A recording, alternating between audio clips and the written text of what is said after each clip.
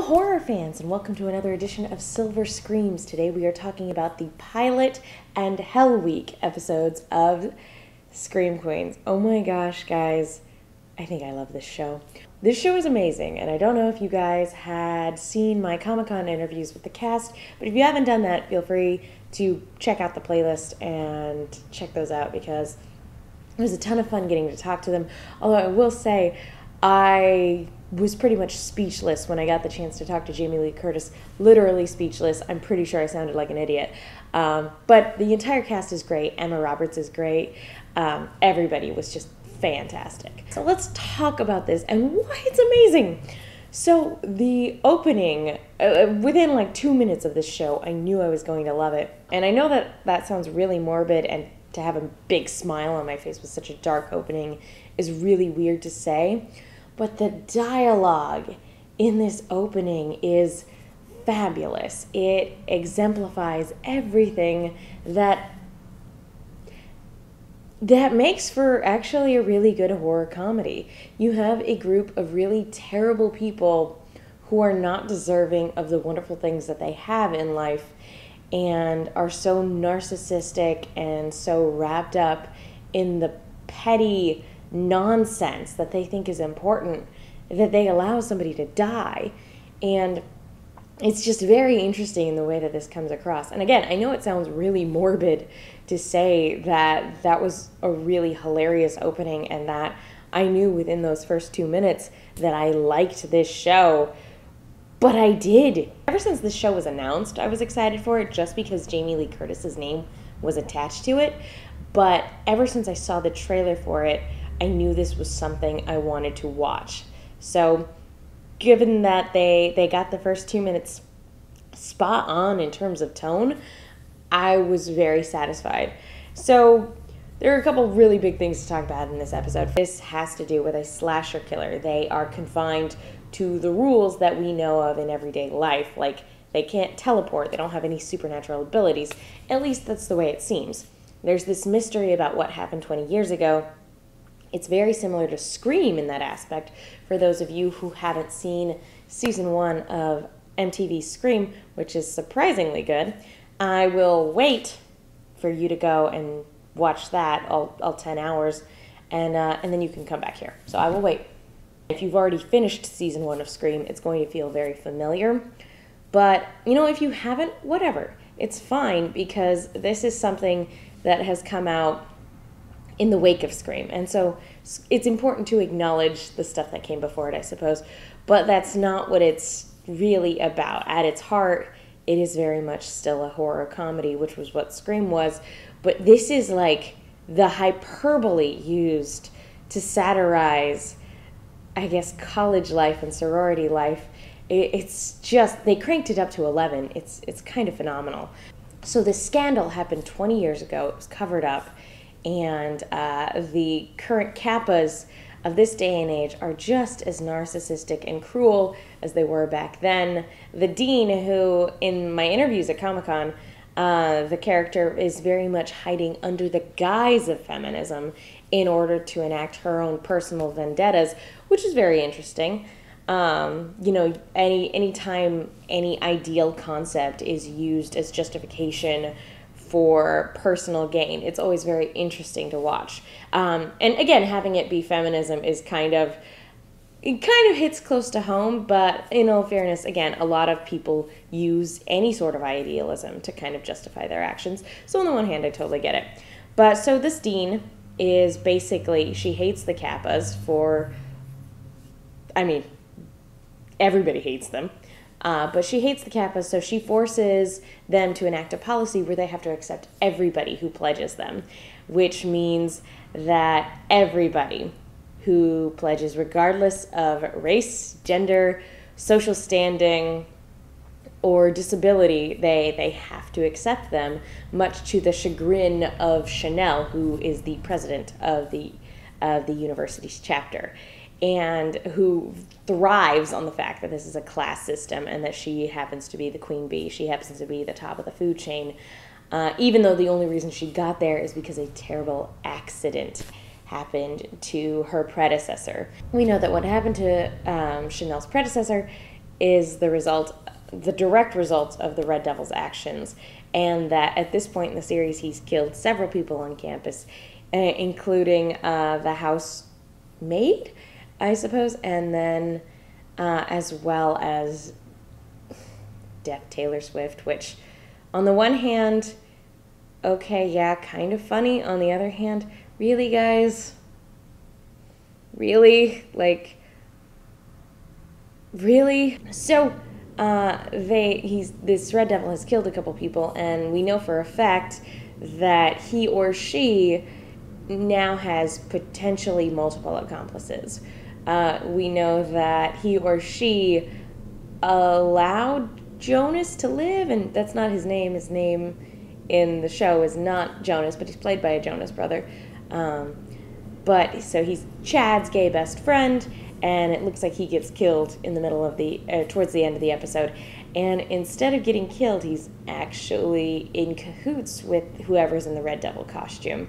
And I love the idea of the Red Devil being the school mascot, because then again that kind of has it set up as a I Know What You Did Last Summer or Scream scenario, where you have a bunch of people who have good reason to wear this getup, which means that you look around you and at any given point, depending on the event, you could be surrounded by tons of people in this getup.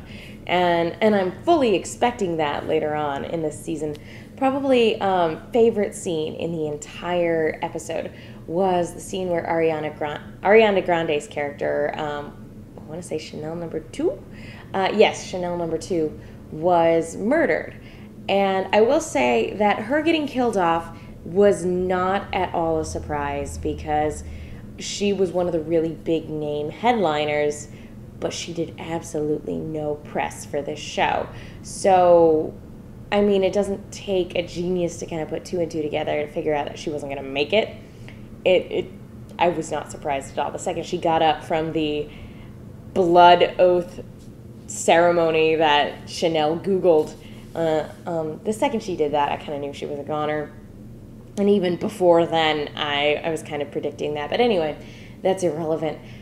This scene, it reminded me, first of all, it was wonderful because there was no dialogue. And I know that doesn't seem right, because every bit of dialogue was conveyed via text, but that's what made it really good. There was no spoken dialogue. And when I was initially in college, and my first video production class, the very first project was to create a student short film that had no dialogue. You had to convey everything visually and via music and via text on screen and things like that. Absolutely no spoken dialogue could be used. And that's what this scene was. It was just a 2.5 minute short film about a killer and his victim texting back and forth when they're in the same room together. And that's hilarious. And the last thing she does before she dies is send out a tweet. It's definitely on the nose commentary about our current generation, but at the same time, it's really, really funny, and it was really visually well done. And I hope we get more of that, because it was fantastic. The dean is very much potentially the reason this whole thing was covered up. I say potentially because I think it's entirely possible that Chanel is lying. I don't trust her. I trust her probably about as far as I can actually physically pick her up and throw her, but I can't say that I fully believe that. On the other hand, it's totally in line with something I think this dean would do, because her response when a student is decapitated is there may or may not have been an incident where one of our students may have gotten hurt. And it's like, no, there was a girl that was decapitated on this sorority's front lawn. How do you kind of try to skirt around that for PR purposes? But anyway, so it's entirely possible that her covering it up is in fact what happened, as well as Miss B, who was in the house at the time as well. Now, my question is whether or not there were multiple accomplices. Like, every body that has been found has gone missing. So it's like, are these people really dead? Is this all part of an elaborate trick? The only body that didn't go missing so far, because they haven't checked on it again, is Ariana Grande's character, Chanel #2. They put her in the freezer, and they never went back to check on her. So hers is the only body that wasn't recovered. The security guard, she's gone. Obviously, Boone was gone, obviously, and I guess the pledge. I mean, I guess the devil didn't bother to clean that up, but he also didn't bother to kill any of the other pledges while they were there. So again, if there are multiple accomplices and the fact that this is a school costume, that means multiple people have access to it. It's entirely possible that there is a group of individuals putting on this costume and just working to take the Kappas down a peg. And it is loosely tied to whatever happened 20 years ago. Now, whether or not the sole end of this is just to ruin the Kappas' reputation, or to, I guess it's just to ruin their reputation, or if it's some sort of power struggle, I have a hard time telling. My other favorite thing about this particular show was the president of their national chapter saying that a traumatic experience from her youth kept her perpetually stuck in the 90s, which kind of infers that she was there when her sorority sister died because she gave birth to a baby because she didn't know she was pregnant. So again, that raises a lot of questions as to who the baby's father is, whether or not this baby is currently on campus as a student, whether or not they really know about the history, whether or not the baby actually lived, and whether or not the person who is donning the Red Devil costume is just looking to seek revenge on the Kappas for that, or if there's something else going on. Because the main kind of theme initially with this show is that everybody has blood on their hands. So if everybody has blood on their hands, then chances are there's more than one scandal going around, as we can kind of see with the fact that the dean is sleeping with students, and students are constantly cheating on each other, and just generally being sociopaths to one another, which, I don't know, is that how the kids act these days? Maybe I was oblivious in college, but I never really had that experience. Then again, I didn't actually join a sorority, so what do I know? Anywho, guys, these first 2 episodes were hilarious, irreverent, inappropriate, creepy, and downright really damn funny. I am really excited for the rest of this season. I cannot express, I really hope the rest of the season doesn't let me down, because when I started doing vlogs for Scream, I was really apprehensive at first, and then the series got way better. I'm really hoping that the rest of the season, that it's not downhill from here, that we didn't peak at the pilot, that everything else after this is just as good, if not better. And I'm especially looking forward to seeing how this whole mystery wraps up, because we're already doing a really good job of casting suspicion on multiple suspects, including Hester and including Chanel herself, Chanel #5, our main character, except I don't think it's her because she seems pretty clueless, and the investigative reporter who's currently infatuated with her, although that doesn't seem likely either, considering he got hung up on the dean's wall. But with multiple accomplices, it's easy to make somebody look like they're innocent. Scream has taught me this, so I'm definitely, and actually there's another horror movie, I suppose spoilers, called The Town That Dreaded Sundown, which I don't know if the original ended this way, but the remake that they did a couple of years ago, they kind of fell back on the 2 killers thing too, and they made one of the killers somebody that it looks like had been killed at the very beginning of the movie. So who knows? Maybe somebody we think is dead is actually orchestrating this whole thing. I mean, that's kind of what happened with Boone, whatever his name was.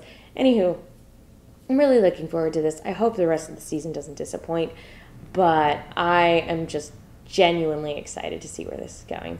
So thank you guys so much for tuning in. If you haven't already done so, you can follow me on Twitter at the Menguin. That's TheMenguin. Silver Screams now actually has its own social media sites. You can find us on Twitter at silver_screams, and you can also find us on Facebook, and that's just Silver Screams. You type that into Facebook and you should be able to find it just all right. One of these days maybe I'll put up a website or whatever, but for right now we are on social media. So in addition to tweeting us about your favorite horror movies and what you guys think of Scream Queen so far, because I am ecstatic for this show, I also want to hear what sort of themes you guys want talked about in horror movies, because I've touched on the fact that in the future I'm going to be talking definitely about misogyny in horror movies and things like that. And I touched a little bit on it here, talking about stereotypes and certain groups kind of getting discriminated against, I suppose you could say, in this particular genre. So those are topics I want to talk about, but I also want to know what you guys want to talk about. Like if you want to talk about your favorite cliches, or if you guys want to talk about certain motifs and themes in horror movies, let me know. Send us your messages on Twitter, comment in the section below. Again, I want to hear what you guys thought about the pilot of Scream Queens, because I thought it was awesome. Thank you guys so much for tuning in. I will see you next time.